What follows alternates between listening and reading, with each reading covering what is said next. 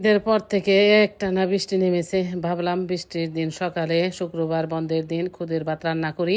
আপনারা তো জানেন আমি গ্রামের বাড়ি থেকে ধান সিদ্ধ করে চাউল ভাঙিয়ে খাই। সেই চাউলের খুদ অনেক মজা, আসলে পোলাওর মতো লাগে। দেখেন আমি কি ঝরঝরে এই খুদের ভাত রান্না করেছি, আর মরিচ বাটা বেটেছি, আর বাদাম বাটছি। এগুলো দিয়ে আজকে সকালের নাস্তা খাবো আমরা। এই নাস্তা খাওয়া আপনাদের সাথে ভিডিওতে শেয়ার করতেছি। এই খুদের ভাতটা খেতে আসলে অনেক মজা, অনেক টেস্ট। এই তো গ্রামের বাড়িতে যাব, আমার হাজির সাহেব তাকে একটু দিলাম বাড়িতে।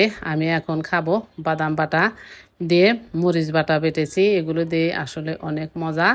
এই ঝরঝরে খুদের ভাত খেতে, নিজের হাতের চাউলের খুদের ভাত, কেনা খুদের মধ্যে অনেক পাথর থাকে, এর জন্য সেগুলো খেতে ভালো লাগে না। আমরা ক্ষেতের ধানের চাউল খাই। আলহামদুলিল্লাহ, আল্লাহ আমাদের অনেক সুখে রেখেছে।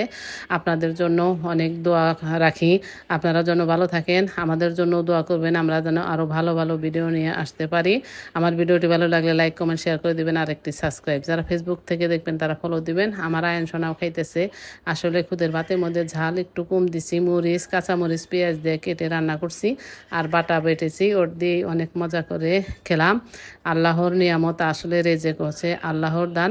আল্লাহ সবাইকে রেজেক ভালোভাবে দিক। আল্লাহ হাফেজ।